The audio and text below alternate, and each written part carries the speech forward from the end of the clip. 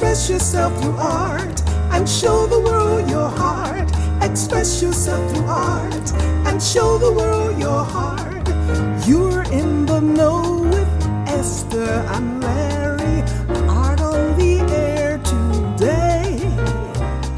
Stay in the know with Larry and Esther. Art on the air our way. Express yourself through art and show the world your heart. Express yourself through art and show the world your heart. Express yourself through art. And welcome. You're listening to Art on the Air on WVLP 103.1 FM and on Lakeshore Public Radio 89.1 FM. This is our weekly program covering arts and arts events in Valparaiso and throughout Northwest Indiana. I'm Larry Breckner of New Perspectives Photography, right alongside here with Esther Golden of The Nest in Michigan City. Aloha, everyone. We're your hosts for Art on the Air. Our theme music you heard is by Billy Foster with a vocal by Renee Foster. Underwriters for Art on the Air are Valparaiso University's Brower Museum, regional art patron Mary Levan, and our landlord Walt Breidinger of Paragon Investments. If you'd like to find out more about leasing space in this historic building, please give Walt a call, 219-462-5821. I'd like to thank them for their generous support. Thanks to Greg Kovach, WVLP's station manager, and Tom Maloney, Vice President, Radio Operations for Lakeshore Public Radio. Art in the Air is supported by an Indiana Arts Commission Arts Project grant through South Shore Arts and is part of the National Endowment for the Arts. If you're interested in being a guest or sending us information about your arts-related event or exhibit, please email us at artontheair.wvlp@gmail.com. That's artontheair.wvlp@gmail.com. Our program, along with all of our programs, are streaming live at wvlp.org. Art on the Air is rebroadcast on Monday at 5 p.m. Our shows are carried by Lakeshore Public Radio, 89.1 FM, every Sunday at 7 p.m., and you can hear them at lakeshorepublicradio.org. Our entire show archive can be heard at our website, brech.com/AOTA. That's Brech, BRECH.com/AOTA. And make sure to like us on our Facebook page, Art on the Air, WVLP. Art on the Air is always looking for financial support. We'd like to thank our current supporters. If you're looking to support Art on the Air and, of course, the WVLP station, we'd be happy to become part of the WVLP family anytime. Esther and I especially would invite you to become an underwriter of this program in particular. We have information on our website at brech.com/AOTA. You can find out support information there, or at wvlp.org/support. So don't just be a WVLP and Art on the Air listener. Become a supporter or underwriter in whatever amount you're able to do so we continue to bring you this great content and this great local programming. And like I say every week, don't give till it hurts. Give till it feels good. And you'll feel so good about supporting Art on the Air and the whole WVLP family. Join the WVLP family today. And an Art on the Air program note. We are now pre-recording all new shows, so we are able to schedule guests at their convenience, and we plan on doing pre-recorded shows in the future, even after COVID-19 issue has passed. We've also reformatted Art on the Air, replacing the reading of a list of arts events with a 6-minute spotlight segment featuring local art and music events. Our long-form interview format now usually features 2 guests and has been expanded to include national and international guests. Thank you for your continued support of Art on the Air.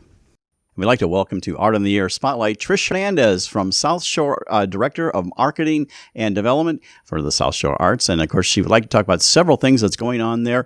But first and foremost is the virtual Beaux Arts Ball, which is their 27th annual event called Bridge the Gap. Trish, welcome to Art on the Air Spotlight. Thanks, Larry. Thanks, Esther. I'm very happy to be here.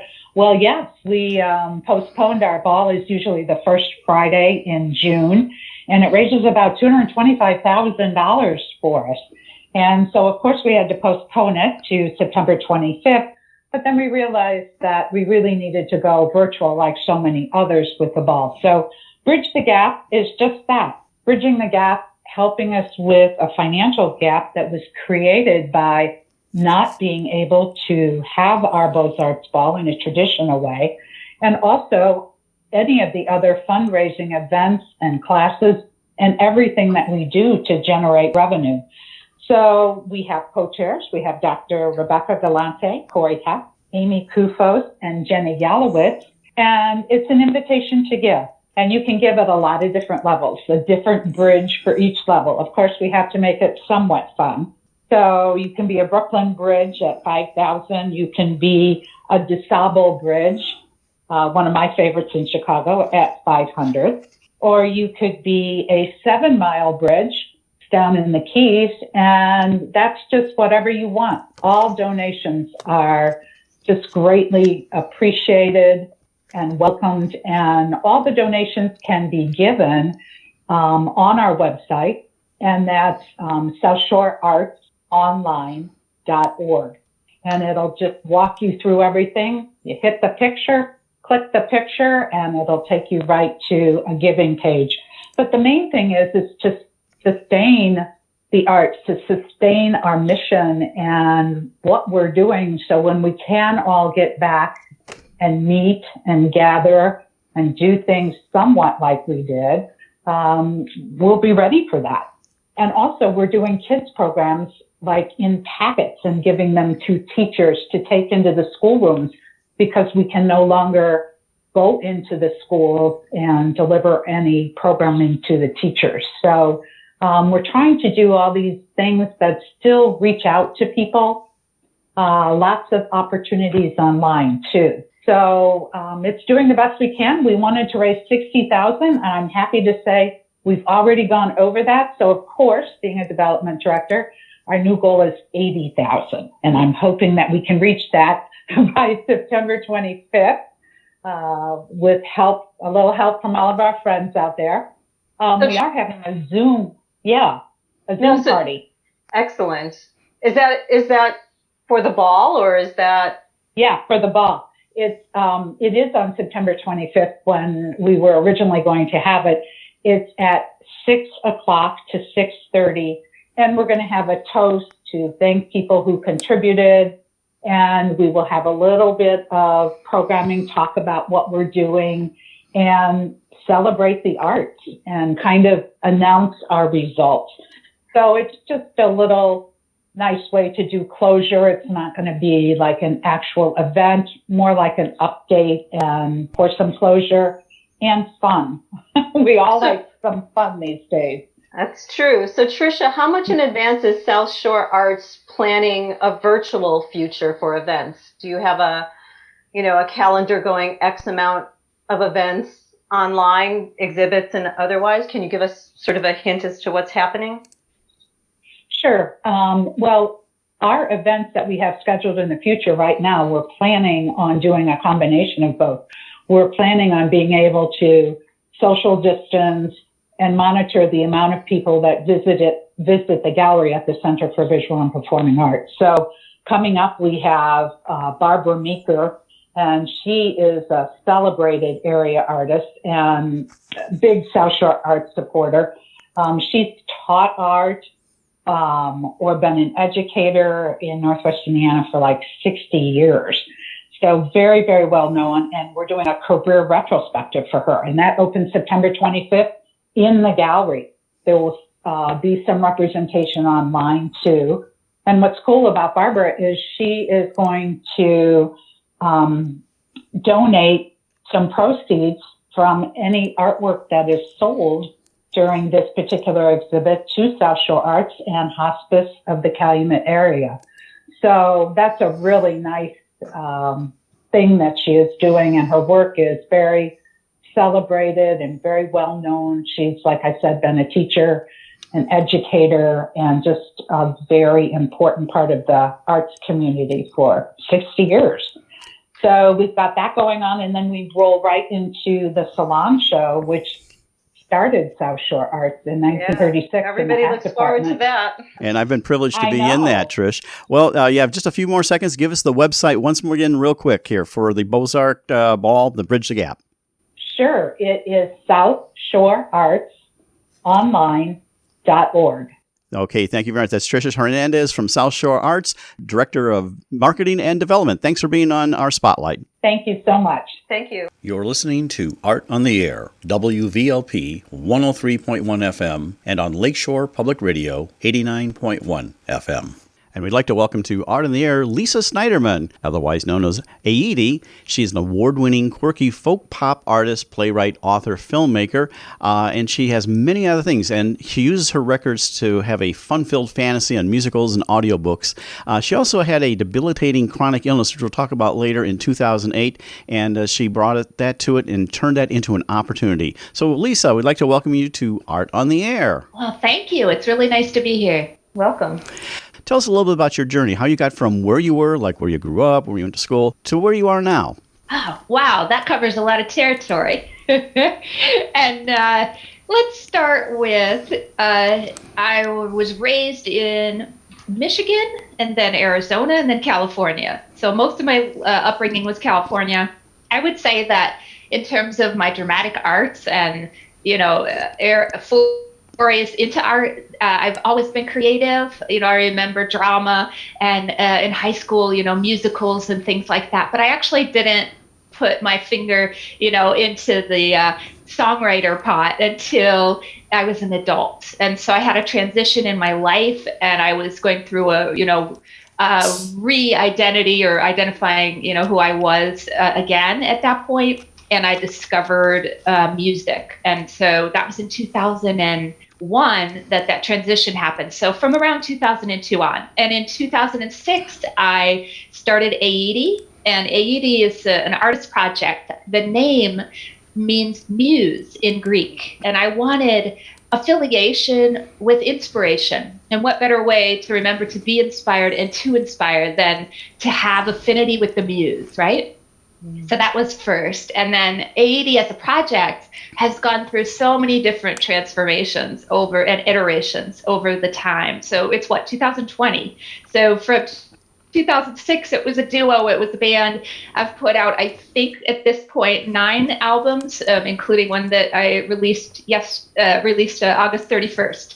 So it's gone through all kinds of things. But what has been a consistent thing throughout my career, I would say, is this theme of muse has actually really come up time and time again, both in my career and also in my life, as you'll see. So I guess the way to think about me and my art is that in a parallel track, as you mentioned, I'm an artist who lives with chronic illness, and I've lived with chronic illness for about 12 years. And that's taken a lot of different turns, I guess. It's been very twisty, and it's been a roller coaster. And the best way to describe it is that I have a progressive muscle weakness disease called dermatomyositis. And if left untreated, it would, render me completely debilitated. And the worst of my illness was in 2010 when I was hospitalized due to a flare of my illness. And was in the hospital for about a month, and I couldn't move any of my muscles. So I had to go through complete rehab, relearning how to stand, how to walk, how to sit, and then how to sing and play again. And so that journey through that, I turned compulsively, if you might say, obsessively to music and to art to help me express and to heal. And so that journey has, taken different places. When I was no longer able to go tour anymore, for example, I started writing musicals, as you mentioned. I write and create fantasy musicals, and I record them onto audiobooks. So imagine like a radio show, a full radio show that has character voices and dialogue and sound effects and sound design, and it's, very produced. And so I did that and then adapted those to theater stage plays. That's one of my hats. And as you mentioned, I'm also a author, filmmaker, besides being a playwright and a singer-songwriter. So, we can go into so many of these different areas. Well, I have a question, actually. So what music helped you get through those first stages of your illness, especially when you were in the hospital? What music did you gravitate toward? So at that point in the hospital, I have to admit, it wasn't a time for an inspiring creative moment. So I like to think of my journey as going from surviving to thriving. And that was a survival stage. That was the place where you do everything you can to, at that point, surrender to what was happening. You don't have any control over what's happening at the hospital. I know. Everything is so surreal. you mean like through rehab? Is that what you mean? What did I turn kind of like when I was in the hospital, I kept headphones on around 24 hours a day, day after day after day after day, listening to Stephen Halpern's music for healing. Yeah. And so I was wondering if there was anything during that time when you couldn't be producing music, whether somebody else's music helped you. You know what? I'm going to speak to that more of a modern day. So I've been receiving infusions, monthly infusions, 5 days each month from August 2019 through March of 20, when I opted to stop because of COVID. And during that time, I did have those moments where I turned to, in this case, her name is Anne Lecater, and I was listening to meditations on flute. And it's a particular one that every single infusion I wanted and needed to be in the right head and heart space in order to receive my infusion. And her flute music, and I've told her this so she knows, has that catalyst or spark or whatever it is to put me in that calm space, along with meditation. So I discovered a woman, you'll hear as we talk, I spent the last year of my life creating a summit for other people to help others that have chronic illness thrive. And one of the people that I interviewed was a spiritual teacher and healer. And her music is her meditation is something that I have listened to. It's intuitive healing, and the same thing with all my infusions. And so it was such a beautiful experience since I'd been listening at these infusions to be able to actually talk to this woman and have that experience. So yes, I know what you're going through, but when I was going through this in 2010, that wasn't my experience. Honestly, I couldn't focus on anything. And so I really had a hard time even having headphones and bringing in music. You know, I'd like to sample some of the music you had prior to your new release, which we'll talk about there, the Grieving Project. But it's from A Perfect Day. Set that up for us, what that's about a little bit. Absolutely. So this was kind of interesting because as I've sort of set up my journey, I went kind of directly from the diagnosis and all that stuff and just plunge myself into creativity. And that's important, and you'll kind of understand why in a little bit. But the point being is that I really kind of turned and tuned out the darkness by escaping into fantasy, by, becoming Aoede the Muse and hiding behind, as I learned later, my artist persona. And this Perfect Day was actually one where it was inspired by a fan who reached out to me in 2011, and he also has a debilitating muscle disease, a different one than I did. But he was on ventilation, and the only time he could leave his house was to go to the hospital. But despite this, he was a very active, he loved ships and ship spotting, and his wife would very kindly go take pictures for him and bring back pictures of ships. And then he would post or, do things with these pictures. And at the same time, he was a webmaster for an orchestra, and he loved promoting artists. And the reason I bring this up is he shared this with me, and I was just instantly inspired to write the song from his lens called Perfect Day. But what was so interesting is after writing this, I soon learned that it wasn't just about him. I wasn't just lamenting his journey. I was lamenting my own, because it was the first time in song that I allowed myself to express what I was feeling and going through. And the cut we're listening to is called It's Perfect Day from Essence of the Muse. Okay, well, we're going to listen to that right now from Aoede, otherwise known as Lisa Sniderman.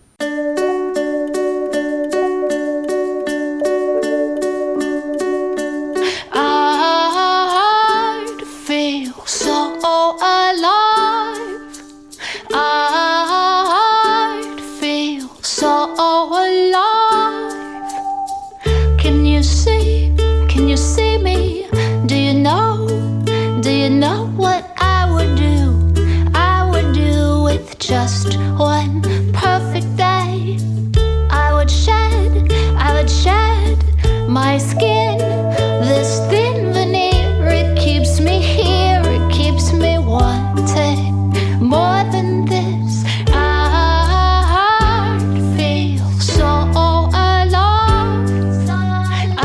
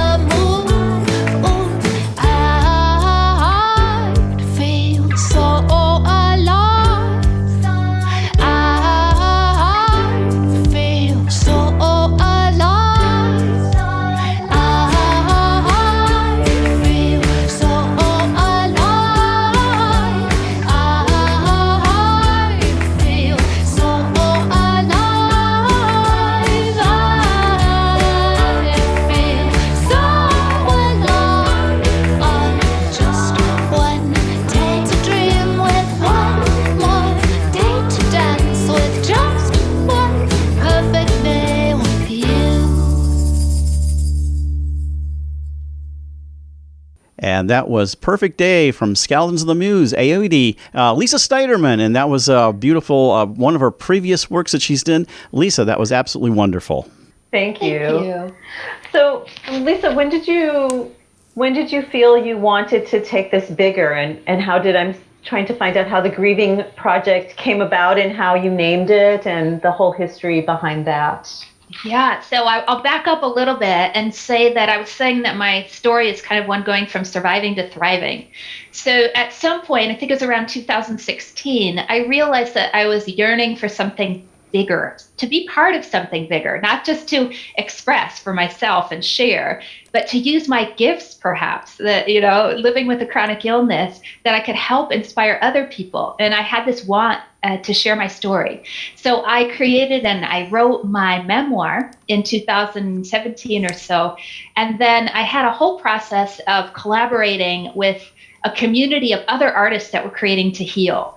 And in the journey, it really kind of solidified for me that I wanted to help others that were living with chronic illness. So for the past year, as I was mentioning, I created a summit and I interviewed, I think it was 60 different experts that all had some connection to chronic illness community. And I shared that from July 10th through 24th and had 1,800 participants.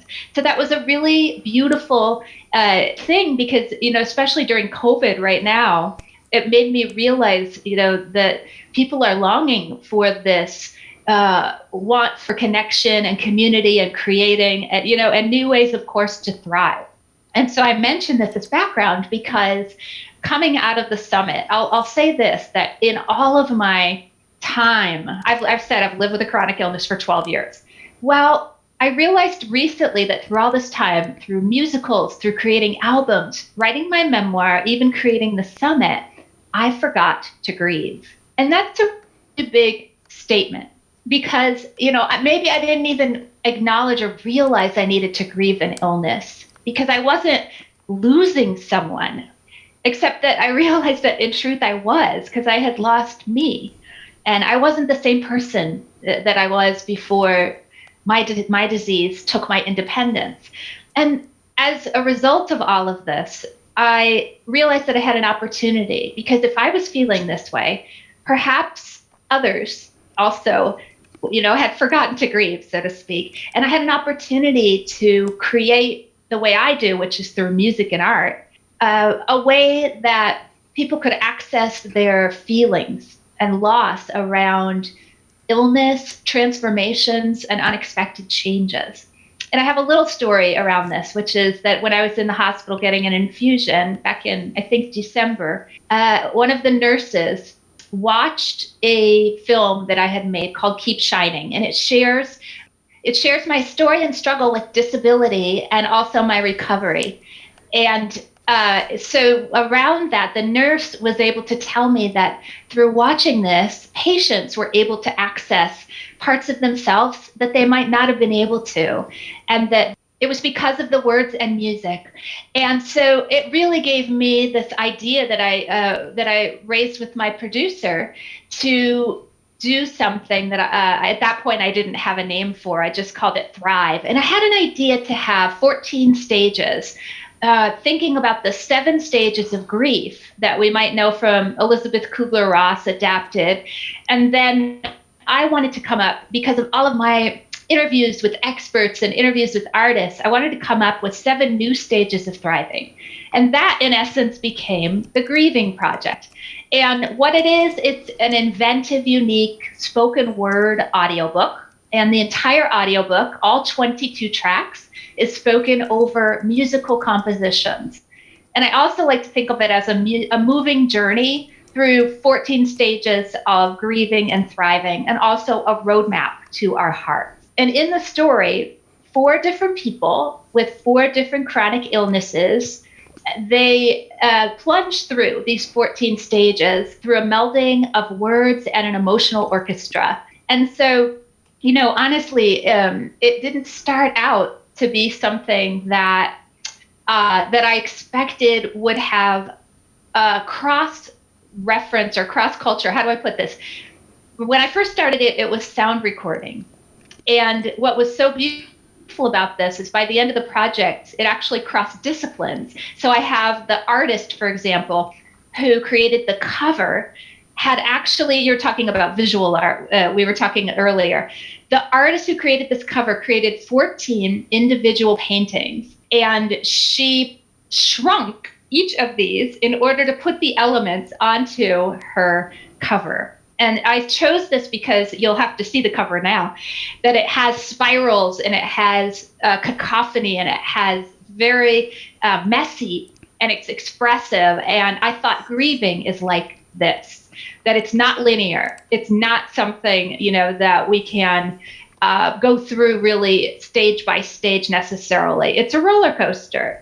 Grief is not something that we can go through and finish. We always come back to it. Oh, I was going to say, why don't we listen to one of the clips from that? I think you sent us the one that says, and it's not the complete thing, Tell Me What to Eat. So that is from her new audiobook, The Grieving Project, Moving a Journey, 14 Stages of Grieving and Thriving. So I think I'm paleo, but with rice and potatoes and red wine and chocolate. There's paleo and keto, anti-inflammatory, AIP, Mediterranean, vegetarian, Candida, Whole30, gluten-free. And some say eat more fat, and some say eat more meat. So how come it's impossible to know just what to eat? If I want to cut out carbs, keto is a fit for me. If I want to heal my gut, I should sure try AIP. But if I can't eat cheese or wheat, maybe paleo's the key. So why is it so friggin' hard to find something to eat? Too many choices, too many decisions. Everywhere I look, there's another book, another scheme. Too many choices, too many selections. Can't somebody just tell me what to eat? Avoid sugar, avoid alcohol, corn syrup, and caffeine. Avoid grains, legumes, dairy, GMOs, nightshades. Avoid processed foods, additives, trans fats, corn and soy, and eggs and nuts and seeds. And after that, what's left to eat? Vegetables. Eat lots of vegetables. Eat the rainbow. How much is too much fruit? What if I can't stand fish? So is there a diet just for people with MS? According to this, I'm a lacto-ovo-vegetarian. Maybe I should go vegan. So what do they call someone who is gluten, dairy, sugar, meat-free, but eats fish? High maintenance. Too many choices. Too many decisions. Everywhere I look, there's another book, another scheme.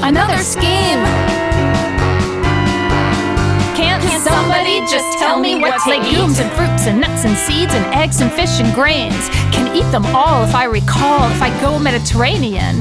But oh, good God, this really hurts my brain. Oh, here's yet another way, another diet, another craze, completely contradicting what the last one just conveyed. And now bad fats are out, and good fats are so in. But how much coconut and avocado can you really binge?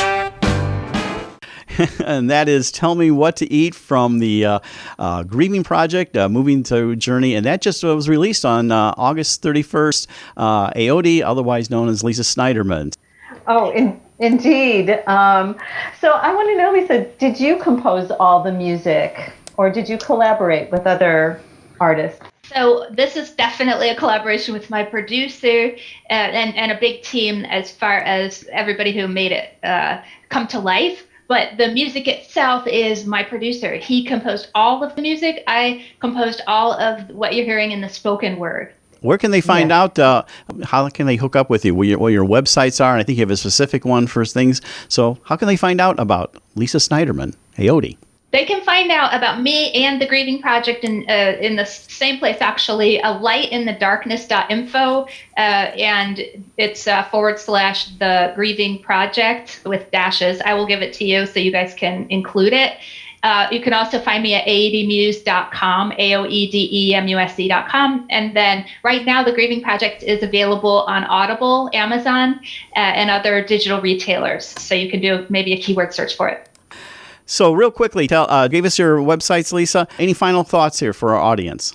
Final thoughts. Well, I would like to say that the Grieving Project is an invitation to you, to an empowerment to both grieve your losses, transformation, and unexpected changes, and to be able to thrive. So I hope if you listen, that is what inspires you to do, and tell everybody to remember to keep shining. Thank you. That's Lisa Sniderman, otherwise known as Aoede. She's here on Art on the Air. We appreciate you coming on, talking about a grieving project, moving the journey through the 14 stages of grieving and thriving. Thanks again. And I just want to thank you too.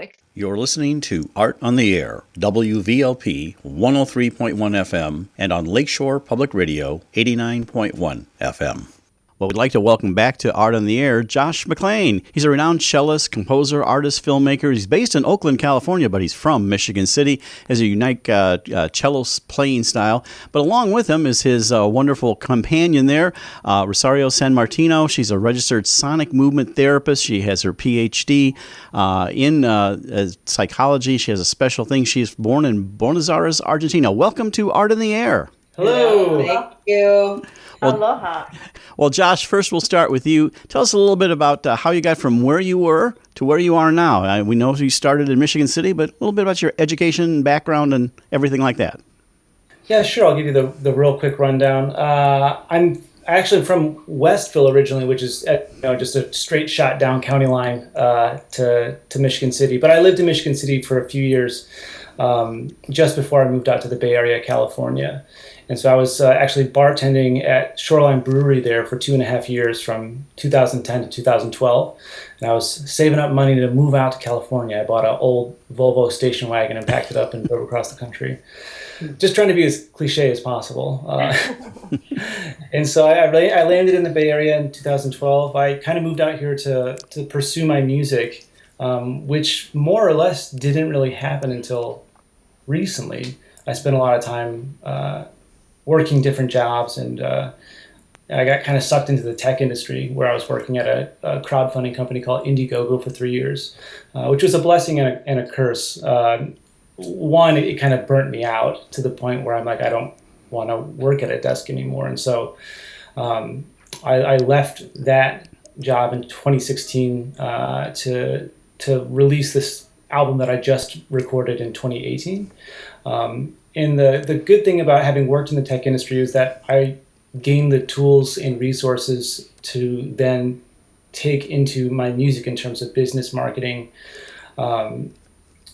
creative content production. And so all of that has been really useful in my ability to now exist as a working artist. And so it's all kind of part of the story, right? I moved out here to pursue music, and then 8 years later, I feel like I'm finally actually doing it. But all the things that happen in the middle happened for a reason, and I'm glad that they did. But the coolest part about all that is I met my wife here in California, and it's funny because I'm from Indiana, which is pretty far from California, and she's from Buenos Aires, which is pretty far from California, and somehow a guy who grew up in Westville got to marry this beautiful woman from Argentina, and they met in California, and so. So where did you meet? How? Where? We met through two friends that we have in common. Beppe and Monica are their names. Yeah, Monica. Yeah, Monica. He was living with Monica. They were roommates, and I was roommate with this guy called Beppe, and they introduced. They introduced us. Yeah. Kismet. Monica was the first musician I started playing with when I moved into California, and I knew her because her band used to perform at the Eggcorn Theater in Three Oaks, Michigan, and so I know David Fink very well, who was the owner of the Eggcorn at the time, and so he introduced Monica and I, and then I played one show with her early in my time in California, and then within a year I was renting a little room from her in the basement, and I stayed there for 4 years until Rosario and I moved together. Hey, Rosario, tell us a little bit about your background, your journey from Buenos Aires to the United States. Yeah, I didn't drive here. No old Volvo for you. I'm sorry if I disappoint you. Yeah, it was a long and interesting journey. I'm a psychologist. I studied psychology in Buenos Aires first, and but at the same time, I always loved the arts. So I was doing theater and singing and all kinds of things. And when I started to develop my practice as a psychologist, I realized that I wanted to be an artist. So I started to find ways in which I could combine psychology and art. And in that time, like how many years ago? Like 20 years ago, there wasn't much in Buenos Aires, anything like around art therapy or anything like that. So I went to Spain. I lived in Barcelona for a year studying art therapy and finding, that way to bring these two labs together, lab for human, healing, but also wanted to do it from a place that made me feel alive and happy, and that's where the arts came in. So I studied in Barcelona, and then life brought me into Sonoma County, where I studied expressive arts for 2 years. And then I moved into San Francisco, where I studied at Tamalpa Institute with this amazing two women, Anna Halprin and Daria Halprin, which are the pioneers of dance and expressive arts for healing. And I ended staying here and working in their institute. I fell in love with this man here, and here I am. So when you said you were interested in the arts, was it more dance or was it visual as well? Well, it was everything. It was just the feeling of connecting with music, with colors, with textures, just the art making, for me it's been always something that I really enjoyed it. So when I started working, remember my first internship in Buenos Aires was in a psychiatric hospital, with these men who were suffering from schizophrenia, and some of them were at the hospital for 10 years. And I was given the task to help them to reintegrate back into society, coming back from the hospital, and there wasn't anything that I would do that would interest them. I was trying to talk about things and helping them to develop skills, blah. And it wasn't until I started to bring the arts just out of desperation, and because I loved, bringing music and bringing drawing, and that I started to realize how these men were starting to bring, there's something spark in their eyes, and life in their bodies, and just by listening to music, by, doing some theater, singing together. And I just realized how amazing how the arts can really help to bring the heart back to ourselves, the soul back into the body. So that's when I realized that I wanted to, the way that I wanted to engage with psychology was in a way that, that was also involving the soul. And that's, for me, is the arts. Yeah. Now, I see your doctoral dissertation was on semantics and expressive arts and addressing trauma and recovery. So you've incorporated what you just talked about into your actual. Do you have a practice, so to speak?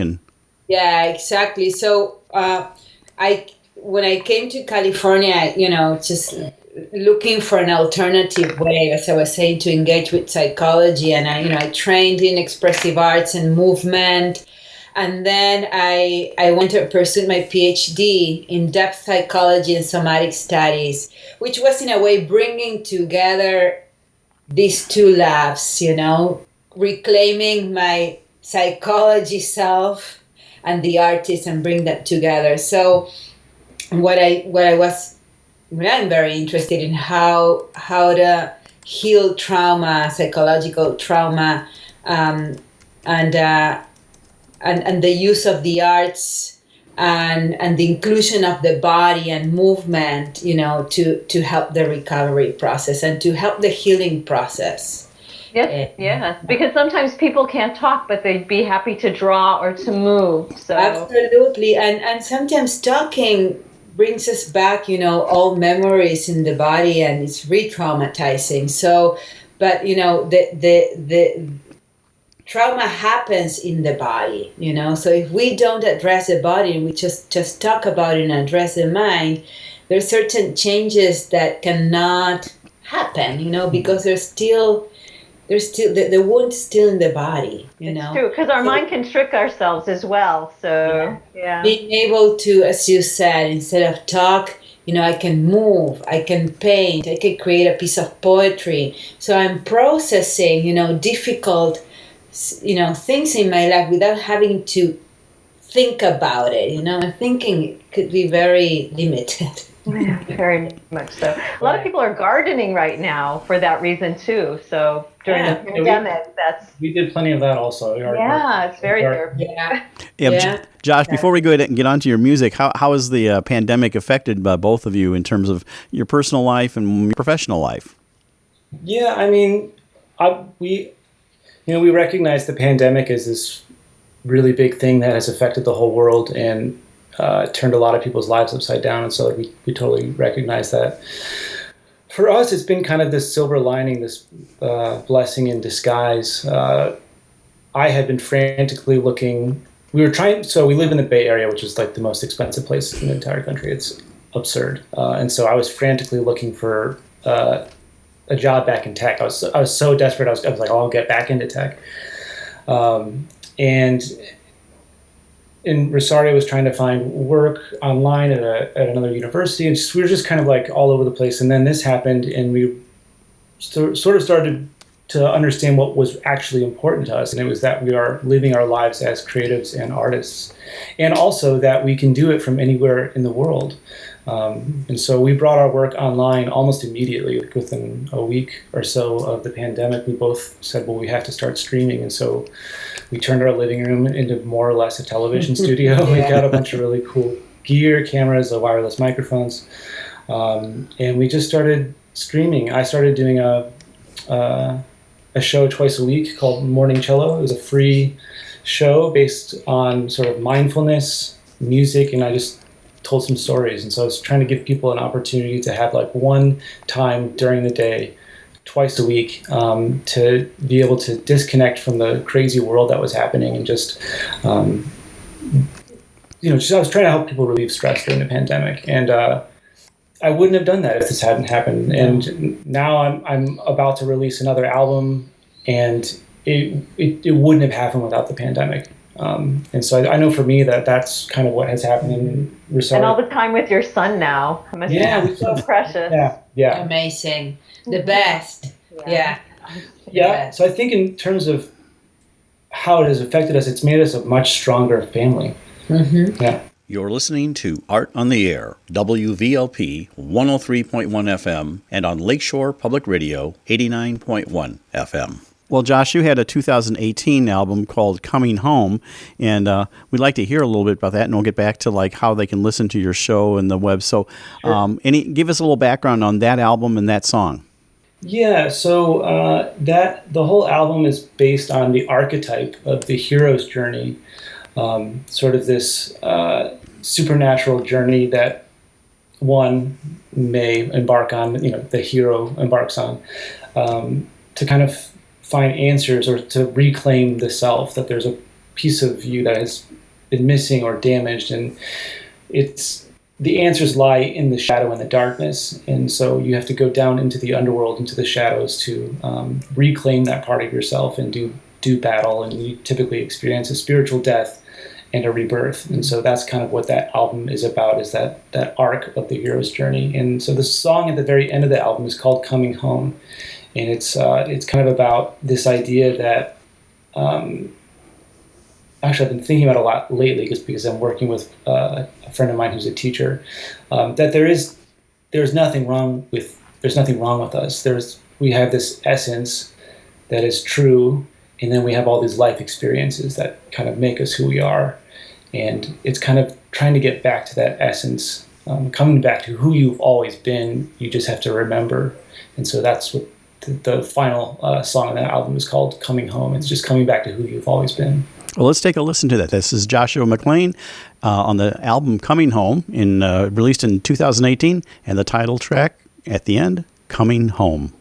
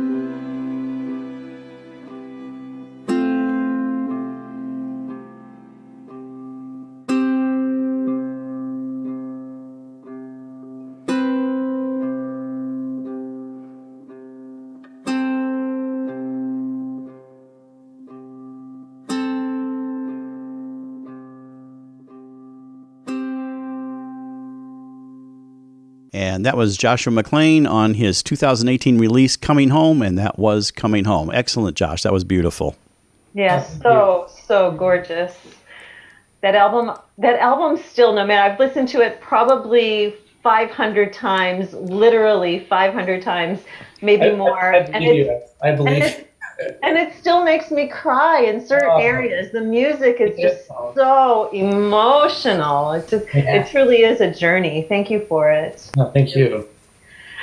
So both of you together are working on workshops that combine both of your talents. Would you like to maybe tell us about them, both of you? Absolutely. Yeah, as you said, his music is so emotional. It's heart opening. And so I've been, so I was saying, combine psychology and the arts. And so I do a lot of workshops where I get people, exploring different themes, with movement, with the arts. And we started to collaborate together. And it's been amazing bringing the live cello and bringing Josh into these workshops and just realizing how the live music and the way that he follows people when they're moving helps people to open up their hearts in ways that, yes. No. So can you describe maybe what happens in these workshops? Mm-hmm. So let's say, we're working on the theme of opening and closing in life, the metaphor. So I would work with the rib cage and breath and guide people into this, breath explorations, and the cello comes in with music. So we're working in movements of opening and movements of closing physically, and then we bring a metaphor. What do I want or need to open or close in my life right now? Mm-hmm. And people move to those questions in a way that is very much rooted in their physical experience, which is rooted into their emotions, and then bring some narrative and story. And Josh, with his cello, he accompanies the movement and helps people to process it with the music. So, and then after that, they might do a drawing about the experience and then reflect about these questions, and they share with one another. So it's been really beautiful and inspiring to work together and realizing how our work really, complement. It's incredible. And now we have a new idea coming that we're waiting a little bit to put it out, which is a new workshop that we're developing together, which is called the Somatic Sound Journey. Ooh. Wow. Well, we'll look forward to hearing about that. We'll have to do Yeah, so the workshops we've done so far have a very specific purpose, and they're also a little bit longer too. Sometimes they're a full day. Mm-hmm. And so they'll go through what ends up being like a sampling of the kind of work that Rosario does at the Tamalpa Institute, which is the life art process. And so we're trying to create more of like an 1.5 to 2 hour experience that is for processing emotions, basically processing trauma, and having them go through kind of this arc of the hero's journey themselves. And so whereas in the other workshops I kind of just follow Rosario, I'll have more the somatic sound journey. I'll more or less have my set already planned. And Rosario maybe following the music more. Yeah. Well, and the first theme that we're thinking and exploring is the theme of the journey. Yeah. Which is his first album, because it has already, it's kind of a myth, or a narrative, that it's the myth of the hero's journey, but how do I personally, how that story relates to my life right now? Where am I in the journey? So following, and using the body and different body parts to journey through the music, the legs and feet embarking, in this journey, and the and the head, just like, so using the body to kind of journey through the music and taking people into processing and relating to this larger myth. I know, because that's like his superpower with Coming Home, is that you do feel it that way. Like, even without your intro and the story behind it, your body does that naturally when you listen to it. I mean, you just feel it all. So it's like such a powerful album, Josh. Oh, thank you. Josh, when does the planned release for this upcoming album? Yeah, so I'll be releasing a new album probably early next year. But I'll be starting pre-orders or crowdfunding for the album later in September. Okay. Well, why don't you give us both of you websites of how we can find you, Josh?